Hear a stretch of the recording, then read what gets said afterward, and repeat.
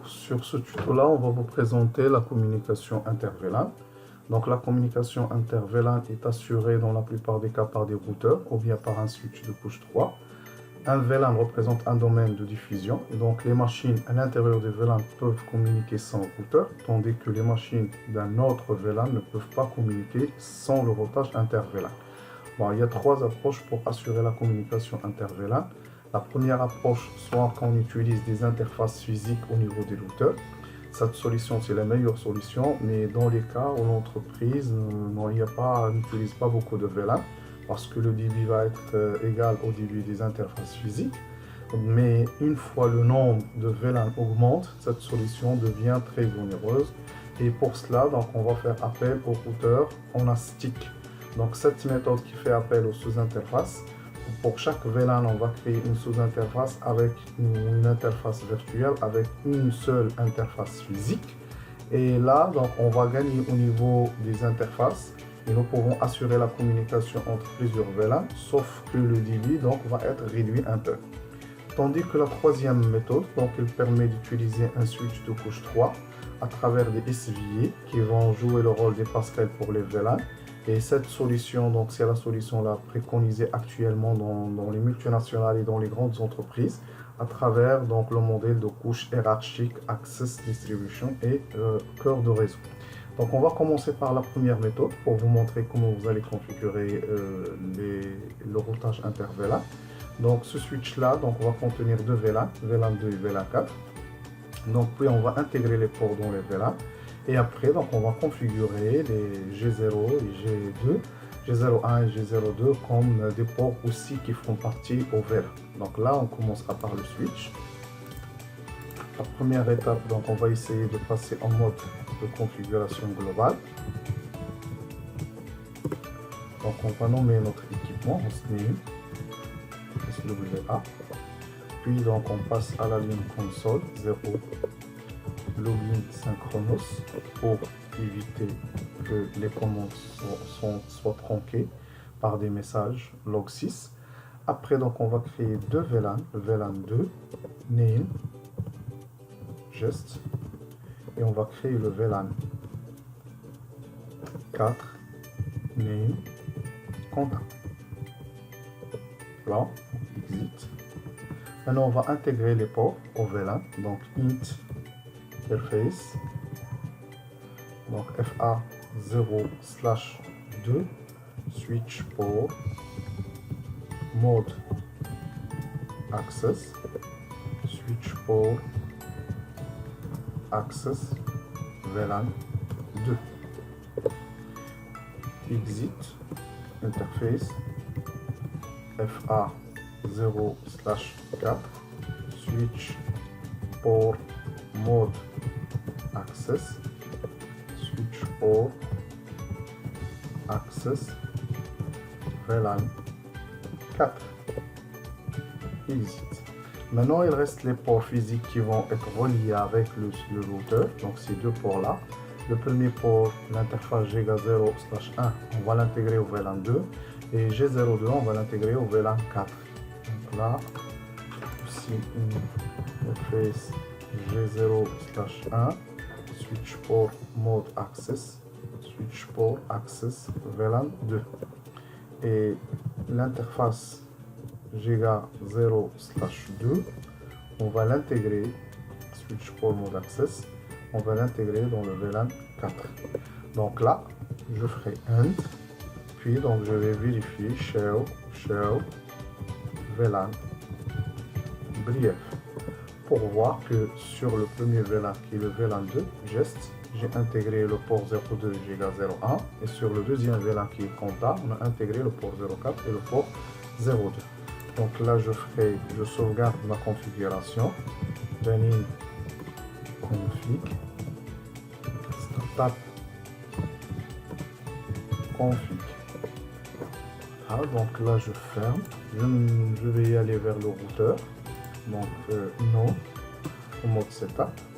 De la même manière, enable, configure terminal, hostname, R1. Après, donc, line console 0 login synchronos, exit. Puis donc je prendrai l'interface, on va configurer l'interface G0/1, description, donc passerelle, VLAN 2, IP adresse 192.168.2.1. Là, on a utilisé l'adressage par classe pour faciliter uniquement la compréhension. Chat down, exit, interface G0/2, donc description, passerelle, VLAN 4, IP adresse 192.168.4.1. Vous voyez qu'on a utilisé le numéro de VLAN en tant qu'identificateur de réseau pour faciliter la compréhension. 255, 0, no chat down. Après, je ferai end, show, je dois vérifier, show IP interface brief. Voilà, donc les deux interfaces qui ont été configurées sont là. Les deux interfaces qui sont configurées sont là. Ils sont en mode app, ça signifie qu'ils sont opérationnels. Maintenant, je sauvegarde ma configuration. Copie, planning, config, startup, config. Et donc là, on a terminé la première configuration. Donc je vais y aller sur les PC pour les configurer. Le premier PC, c'est 192.168, puisqu'il fait partie de VLAN 2, on va lui donner de 2. Et dans la passerelle, 192.168.2.1. On va vérifier ce qu'il permet, donc est-ce qu'il peut pinguer sur l'interface de point 1. Donc il ping, il arrive à pinguer. C'est bon. Donc on va y aller dans le deuxième PC. On va le configurer dans le VLAN 192.168.4.2 et la passerelle c'est 192.168.4.1. Donc là on va aussi vérifier, donc ping 192.168.4.1. Il arrive à pinguer la passerelle. Puis donc là on va tester est-ce qu'elle arrive à pinguer l'autre machine qui se trouve dans le VLAN 2 192.168.2.1. Elle arrive à pinguer l'autre passerelle. Puis donc maintenant on va tester est-ce qu'elle arrive à pinguer la machine. Voilà, comme vous le voyez, donc elle arrive à pinguer. Donc la communication maintenant est assurée entre les deux VLAN et on appelle ça une communication inter-VLAN. Donc je teste de l'autre côté, donc ping 192.168.4.2. Voilà, donc il y a un échange. Donc ça c'est pour la première méthode. C'est facile comme j'ai dit, mais donc il y a un problème, c'est que le nombre de VLAN doit être restreint. Bon, pour la deuxième méthode, donc on va utiliser une seule interface là pour configurer donc le routage inter-VLAN. On va commencer par le switch. On va créer deux VLAN qui est le VLAN 3 et le VLAN 5. J'entre, enable, configure terminal, voilà, hostname, swb, line, console 0, login synchronos, exit, puis je vais créer les VLAN, VLAN 3, name, test 1, et VLAN 5, name, test 2. Puis donc exit. Après je vais intégrer les ports au VLAN, donc interface FA0/3, switch port mode access, puis switch port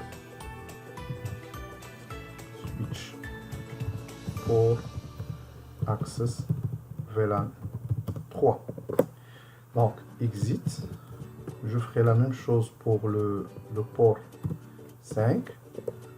Je le mets en mode access. Puis donc je l'affecte au VLAN 5.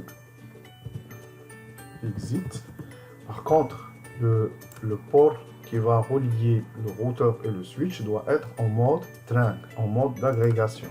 Donc pour ce faire, interface G0/1, switch port, mode trunk, switch port, mode trunk. Dans ce cas-là, on a terminé la configuration. Donc int, copie, rename, config, startup, config. Je vais effectuer les vérifs. Donc show VLAN brief. Vous le voyez. Donc j'ai déjà le port 03 pour le VLAN test 1 et le port 05 dans le VLAN test 5. Je dois chercher le port GA01. Donc là, donc si je fais show interface trunk, je n'aurai rien parce que le GA01 il apparaît encore ici car le routeur n'est pas encore configuré. On va y aller vers le routeur. Donc on passe en mode de configuration globale, config terminal, host name R2, donc line console 0, login synchronos, exit. Alors donc j'utilise l'interface G0/1. L'interface ne doit pas avoir une adresse IP. S'il a une adresse IP, il ne va pas y assurer, donc il ne va pas créer les sous-interfaces. Et dans ce cas-là, on n'aura pas la possibilité d'assurer la communication. Donc je ferai no IP adresse pour éliminer une adresse qui a été déjà configurée ou uniquement pour la précaution. Deuxième des choses, je commencerai, donc j'activerai l'interface parce que c'est l'unique interface physique. Shutdown. Parce que les sous-interfaces, donc ce sont que des interfaces logiques et automatiquement, si l'interface physique n'est pas activée, donc on recevra rien. Donc interface G0/1.3. Donc ça, le 3, ça représente le ID de VLAN. Donc ça représente le ID de VLAN. Je ferai en capsulation dot 1 culon 3. Donc là, j'active l'étiquetage des VLAN, des paquets qui vont quitter le VLAN. Donc une fois le paquet vient de la machine qui fait partie de VLAN 3, il va être tagué par le numéro, le ID de VLAN. Puis je donnerai l'adresse IP adresse 192.168.3.1 0. Description, donc ça c'est passerelle VLAN 3. Je ferai la même chose, donc interface G0/1.5 en capsulation dot 1 culon 5 pour activer le tagging. Puis donc IP adresse 192.168.5.1 no chat, pardon, description, passerelle VLAN 5 exit. Donc là je viens de terminer ma configuration, donc je ferai end, copie, rename, config, startup, config. Et je dois vérifier l'état de mes interfaces show IP interface brief. Donc là, comme vous voyez, donc on vient de créer deux sous-interfaces à base de l'interface physique qui est GA0/1. Donc là, vous voyez le VLAN 3 et c'est là pour le VLAN 5. Et ils sont app, donc c'est bon. Donc là, on va essayer de configurer nos machines. Voilà, donc la première machine aura l'adresse 192.168.3.2 avec la passerelle 192.168.3.1. Et la deuxième machine aura donc l'adresse 192.168.5.2 avec la passerelle 192.168.5.1. Bon, on va commencer à vérifier. Donc là, il doit pinguer la sous-interface qui joue le rôle de la passerelle qui est 5.1. Marche. Puis donc, on va essayer de pinguer la deuxième sous-interface qui est 3.1. Donc là, comme vous le voyez, donc il arrive à joindre la deuxième passerelle. Après, on va pinguer la machine 192.168.3.2 et normalement, donc on attend pour la première fois que la table ARP soit donc déjà remplie. Une fois donc la table ARP donc répond, donc elle a été remplie par une entrée qui est liée à la machine de VLAN 3. Vous voyez que la communication est assurée. De l'autre côté, donc je peux tester donc la communication. Si je ferai ping sur 192.168.5.2, là vous voyez que la communication elle est bonne. Il reste une chose à vérifier, donc on doit vérifier le port Trunk. Tout à l'heure, puisqu'on a utilisé Shell Interface Trunk, on n'a rien, parce que l'interface physique au niveau du routeur n'était pas encore activée. Maintenant, donc voilà, comme vous le voyez, Giga 0/1. Maintenant, il est en mode Trunk, il est actif, il utilise l'encapsulation de 802.1 kg, statut Trunking, donc le native VLAN c'est le VLAN 1. Et il permet donc de laisser passer le trafic qui est autorisé sur le trunk. C'est le trafic pour le VLAN 1, le VLAN 3 et le VLAN 5. Donc ça c'est la deuxième méthode. Pour la troisième méthode, comme vous le voyez, donc on va faire appel au VLAN 6 et au VLAN 8. Sur cette méthode là, on va utiliser les interfaces virtuelles, donc switch, à travers un switch de couche 3, ce qui est 3560. Et là, donc, il y a un lien entre les deux, donc qui va jouer le rôle de trunk. Et sur ce switch-là, donc c'est un switch de niveau Access, donc c'est couche 2. Et les switches de couche 2, généralement, n'assurent pas la communication entre les VLAN. C'est pour cela on doit faire appel à un équipement de couche 3. Bon, donc on va y aller ici. Donc on va créer deux VLAN, comme d'habitude. Enable, donc configure terminal. Hostname. Donc SWC, line console 0, login synchronous, exit, donc VLAN 6, name, exam, et VLAN 8, name, exam, name, exam, name example exit. Donc je dois intégrer interface FA0/6 switch port mode access, puis switch port access switch port access VLAN 6. Après interface FA0/8 switch port mode access VLAN 8 exit. Je dois configurer aussi mon trunk,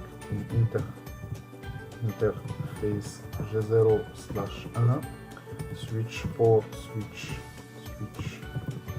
port mode trunk. Je ferai end et après je ferai show VLAN brief, vérifier. Donc j'ai deux VLAN qui est examen 1 et examen 2. Donc là, comme vous le voyez, active avec le port 06.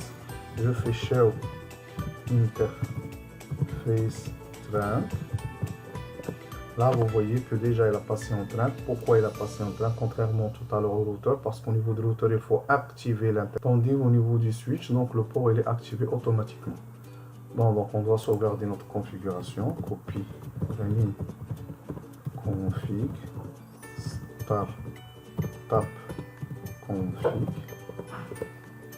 Donc là, on passe vers le switch de couche 3 pour créer le SVI. Donc on va nommer notre équipement. Donc c'est toujours de la même manière. No, enable, configure terminal, host name data, donc distribution switch, S1, DLS, donc line console 0, login synchronous, exit.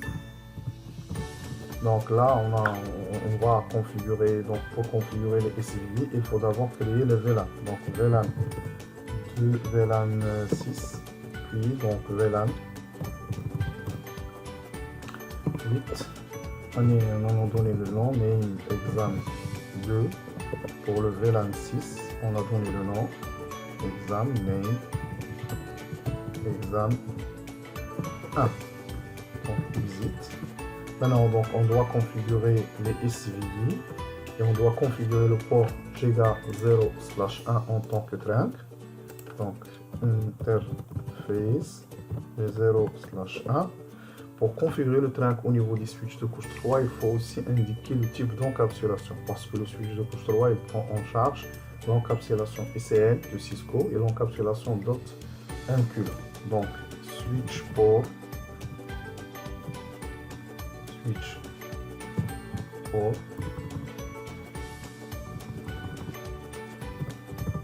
trunk switch port trunk encapsulation .incluant. Donc ça c'est la première commande. Si vous ne le faites pas, donc elle ne va pas y accepter. Après vous faites switch port mode trunk. Donc la première des choses, il faut d'abord définir le type d'encapsulation et après vous activez le port en tant que trunk. Maintenant donc il faut créer les interfaces qui vont jouer le rôle interface VLAN 8 qui vont jouer le rôle de SVI. Donc on entre dans l'interface VLAN 6, description, donc passerelle,